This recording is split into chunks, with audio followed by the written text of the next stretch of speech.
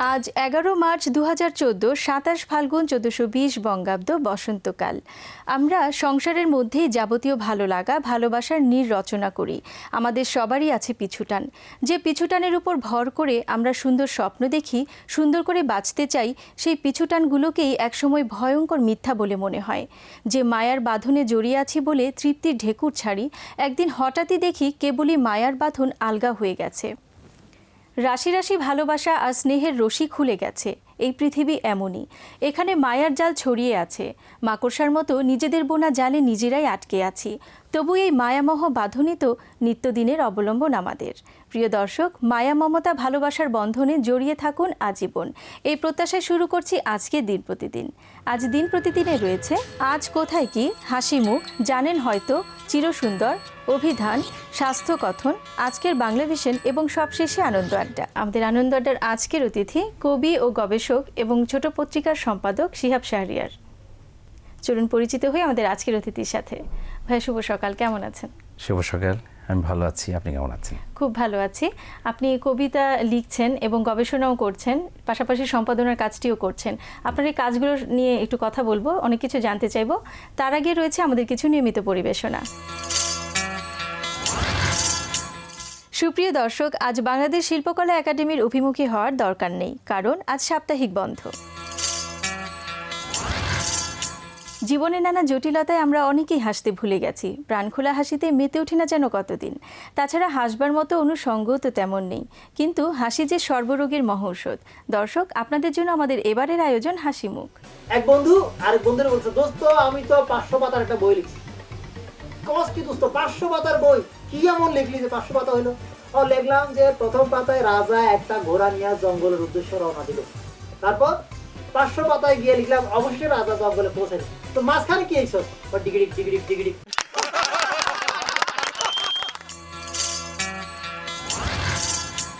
দর্শক, হঠাৎই জরুরি মুহূর্তে প্রয়োজন হতে পারে অ্যাম্বুলেন্সের।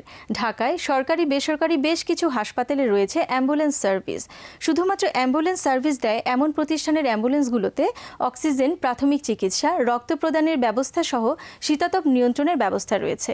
ঢাকা এবং ঢাকার বাইরে অ্যাম্বুলেন্স সার্ভিস দিয়ে থাকে বেশ কয়েকটি হাসপাতাল ও অ্যাম্বুলেন্স সার্ভিস প্রতিষ্ঠান। জেনে নিন উল্লেখযোগ্য কয়েকটি অ্যাম্বুলেন্স সার্ভিসের নাম ও যোগাযোগের নাম্বার। ঢাকার কয়েকটি অ্যাম্বুলেন্স সার্ভিস: আদ্দিন হাসপাতাল, phone 9362929।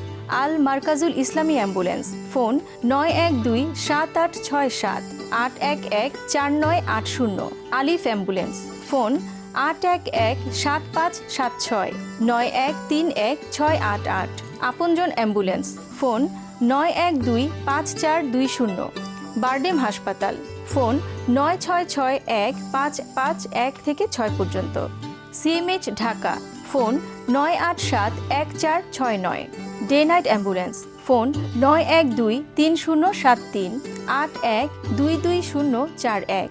Dhaka city corporation, Mirpur control room 9004734।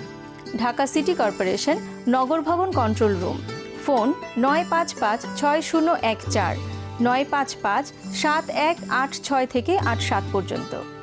Dhaka medical college হাসপাতাল, ফোন 505025 থেকে 29 পর্যন্ত, 500-121 থেকে 5 পর্যন্ত। Green ambulance, phone 9334121 8612412।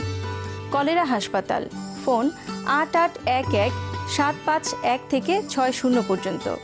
Lifeline, phone 8155-550 থেকে 2 পর্যন্ত।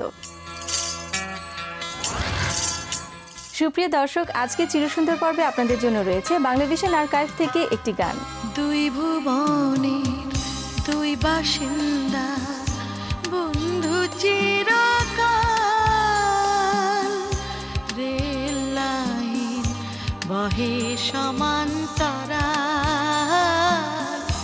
বহে সমান্তরাল।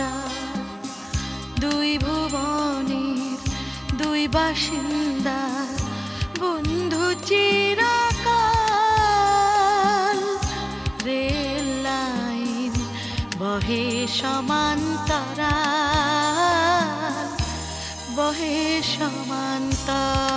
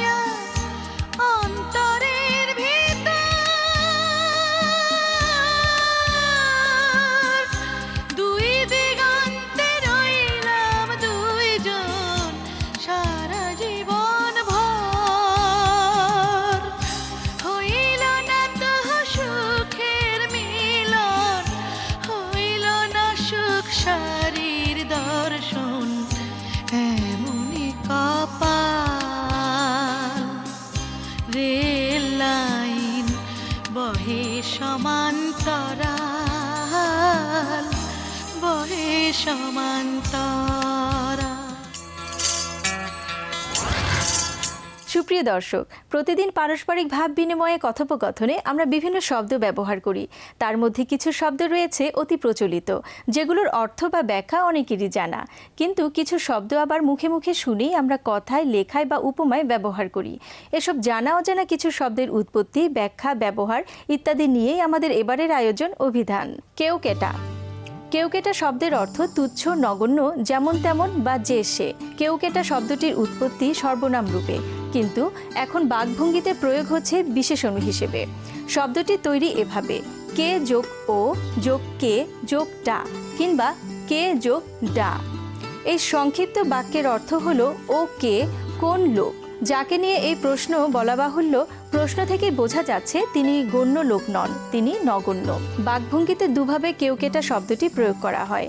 তিনি তো এই পাড়ার কেউকেটা বললে ব্যঙ্গার্থে বোঝায় তিনি গণ্য লোক, আর তিনি তো আর পাড়ার কেউকেটা লোক নন বললে বুঝতে হবে তিনি পাড়াটিতে সত্যি গণ্য লোক, অর্থাৎ নগণ্য নন। চা না হলে একবেলাও চলে না এমন মানুষের সংখ্যা অগণিত। চা নিয়ে দু চারটা ভালো কথা বলতে চাই আজ। চায়ে আছে ক্যান্সার প্রতিরোধক, কিন্তু লাঞ্চ কিংবা ডিনারের পরপরই চা পান করবেন না। অনেকেই দুপুরে কিংবা রাতে খাবার পরপরই চা পান করেন। বিজ্ঞানীরা বলছেন উচ্চ প্রোটিনযুক্ত খাবার গ্রহণের পরপরই চা পান না করাই উচিত। এতে করে হজমের সমস্যা দেখা দিতে পারে। দেখা গেছে চায়ের মধ্যকার ট্যানিন খাবারের প্রোটিনের সঙ্গে রাসায়নিক বিক্রিয়া করে এক ধরনের জটিল রাসায়নিক যৌগ তৈরি করে। এই রাসায়নিক যৌগ হজমের সমস্যা সৃষ্টি করে এবং আয়রন শোধনে বাধা দেয়। সকালে সন্ধ্যায় নাস্তা খাওয়ার পর চা পানে ক্ষতি নেই, কিন্তু লাঞ্চ কিংবা ডিনারের পরপরই চা পান না করাই ভালো। সুপ্রিয় দর্শক, আজ বাংলাভিশনের পর্দায় আপনাদের জন্য রয়েছে সকাল 11:05 সরাসরি আড্ডার অনুষ্ঠান সকালবেলার রোদ্দুর। প্রযোজনা আরিফ হোসেন। মানে যা বল আপনি ঠিক তার উল্টাটা করেন। বিষয়টা জান, আমার ভিতরটা জান। দুপুর 1:05 পূর্ণদৈর্ঘ্য বাংলা চলচ্চিত্র।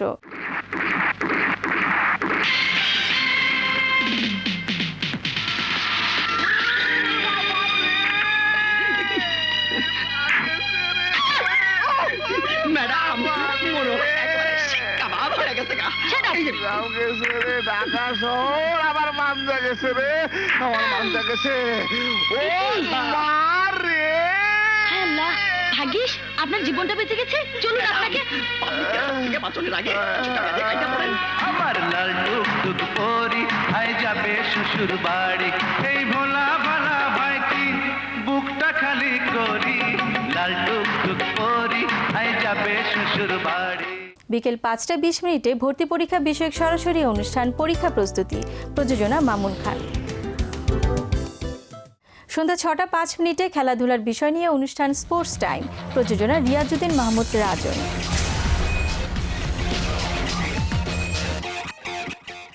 সন্ধ্যা 6:30 বিভিন্ন সামাজিক ও সাংস্কৃতিক আয়োজনের খবরাখবর নিয়ে বিশেষ অনুষ্ঠান বিচিত্রা।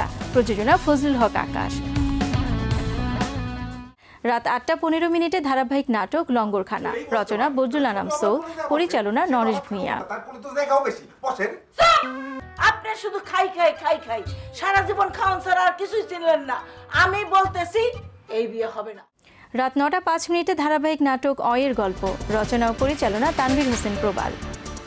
সাময়িক প্রশান্তির জন্য যারা ভালোবাসার মানুষের সঙ্গে প্রতারণা করে তারা ভালো থাকতে পারে না কখনো। রাত 11:25 ভিন্নধর্মী স্ট্রিট শো রাত বিরাতে। প্রযোজনা কাউনাইন সৌরভ। মনটা কেঁদে মরে মুক্ত আকাশ খানি কি আমার নীল কেড়ে।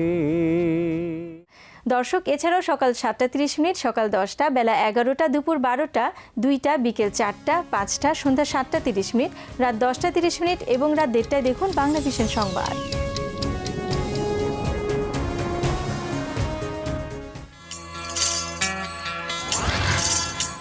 এবারে আনন্দ আড্ডা। আসুন ফিরে যাই আমাদের আজকের আমন্ত্রিত অতিথি কবি, সম্পাদক এবং গবেষক শিহাব শাহরিয়ারের কাছে। ভাই, আবার ফিরলাম আপনার কাছে। যেমনটি বলছিলাম যে আপনি কবিতা লেখা এবং গবেষণার পাশাপাশি সম্পাদনার কাজটিও করছেন, ছোট পত্রিকায় লিখছেন। ছোট পত্রিকা, এই বিষয়টি নিয়ে একটু শুনতে চাইবো। এটি কি বাংলাদেশে মনে হয় প্রথমবারের মতো বই আকারে পত্রিকা বেরোচ্ছে?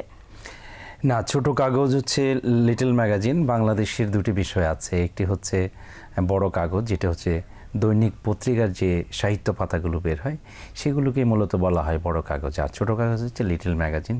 আমরা ছোট কাগজ সেগুলি বলি যে অসংখ্য যারা তরুণদের সম্পাদনা এবং তরুণদের লেখায় বিশেষত ছোট কাগজগুলো বের হয়। বাংলাদেশে লিটল ম্যাগ বের হচ্ছে এখন প্রায় 200-র উপরে সারা দেশে মিলিয়ে। আমার কাগজটির নাম হচ্ছে বৈঠা। এটি লোকনন্দন বিষয়ক একটি কাগজ। এটি মূলত বিষয়ভিত্তিক এই কাগজটি আমি করি। এটির প্রথম সংখ্যা বের হয় 2005 সালে। এটির বিষয় ছিল জ্যোৎস্না, আর পরের বিষয়টি ছিল বৃষ্টি সংখ্যা। এবার এই বইমেলায় বেরিয়েছে আমার গ্রাম সংখ্যা। এই গ্রাম সংখ্যা সম্পর্কে একটু জানতে চাই যে কি ধরনের লেখা আছে এখানে। আমাদের 68,000 গ্রাম।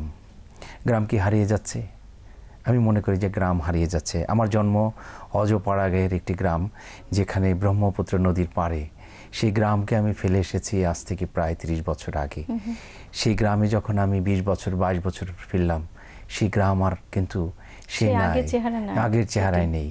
সেখানে অনেক পরিবর্তন এসেছে, বদলে গেছে গ্রাম, গ্রামের প্রকৃতি, গ্রামের চারপাশ, সমস্ত কিছু। যে নদীতে আমি সাঁতার কাটতাম সেই নদীটি আজ নেই। সেখানে চড়া পড়ে বাড়িঘর হয়ে গেছে। এগুলো আমাকে খুব আহত করেছে। তো আমি বিষয় হিসেবে গ্রামকে বেছে নিলাম। আরেকটি হচ্ছে যে তথ্য প্রযুক্তির এই আধুনিক যুগে গ্রাম, যে গ্রামে আমি যেমনটা বলছিলাম আগে, যেখানে অন্ধকার ছিল, রাতের অন্ধকার, সেখানে এখন বিজলি বাতি গিয়েছে, সেখানে রাস্তা পাকা হয়েছে, সেখানে আধুনিক যানগুলো চলছে। এই যে গ্রামের যে তার আকৃতি প্রকৃতি পরিবর্তন হচ্ছে, এই চিন্তা থেকে আমি গ্রাম সংখ্যাটি করেছি। গ্রাম সংখ্যায় আছে প্রায় 94 জন লেখক। গ্রাম সংখ্যা বের করতে যে কাজ করতে যে অনেকগুলো গ্রাম সম্পর্কে জেনেছেন, এবং এই কাজের মাধ্যমে একটু জানতে ইচ্ছে করছে যে আপনার অভিজ্ঞতাটি কেমন হয়েছে। অভিজ্ঞতা আসলে খুব কষ্টকর এবং সবচেয়ে পরে হচ্ছে সুখকর। এই জন্যেই এই কাগজটি যখন বের হলো, প্রায় 35 পর্মার একটি কাগজ। এখানে আগে বললাম যেমন প্রায় 94 জন লেখক রয়েছে। এদের লেখা জোগাড় করতে আমার আসলে অনেক সময় লেগেছে, প্রায় 4 বছর যাবত এই কাজটি করছি আমি। আর একটু আপনার যে অভিজ্ঞতার বিষয়টি জানতে চাইলেন, আমি যেমন ওই প্রথম জ্যোৎস্না সংখ্যা, আমি জ্যোৎস্না এতভাবে অনুভব করেছি, এত তার মানে রং নিজের ভেতরে নেওয়ার চেষ্টা করেছি। সেটি আছে সম্পাদকীয়তে আমি লিখেছি। যেমন বৃষ্টির সংখ্যা করতে গিয়ে আপনি জানেন যে পৃথিবীর সবচেয়ে বেশি বৃষ্টিপাত হয় সেটা মেঘালয়ের চেরাপুঞ্জিতে। আমি সেখানে শুধু সম্পাদকীয় লেখার জন্য, বৃষ্টিকে দেখার জন্য, বৃষ্টিকে অনুভব করার জন্য আমি সেখানে গিয়েছিলাম এবং দেখে এসেছি। সেটি হচ্ছে একটা অপূর্ব। আপনি যখন গিয়ে থাকেন অথবা যেতে চান, আমি যাবার জন্য অবশ্যই আমন্ত্রণ জানাবো। সেটি হচ্ছে প্রায় 6000 ফিট উপরে। সেখান থেকে বৃষ্টির পাহাড় থেকে নামছে, একটা পাহাড় থেকে নামছে, যেমন বৃষ্টির 7 রঙের মানে জলের কালার, রং পড়ছে, পাশাপাশি পড়ছে, দূর থেকে দেখা যাচ্ছে রংধনুর মতো 7টি রং একই পাহাড় থেকে পড়ছে, নিচের দিকে পড়ছে। অপূর্ব সেই দৃশ্য বৃষ্টি দেখার। এই প্রসঙ্গে আরেকটি বলি যে গ্রাম দেখেছি, সমস্ত গ্রামে আমার যাওয়া হয়নি, যাওয়া সম্ভব না। কিন্তু গ্রামের যে খেলাধুলা থেকে শুরু করে গ্রামের পিঠা, গ্রামের খাবার দাবার, গ্রামের সঙ্গীত সংস্কৃতি, গ্রামের মানুষ, গ্রামের শস্য, সমস্ত কিছুই আমি এই লেখকদের মাধ্যমে তুলে আনার চেষ্টা করেছি।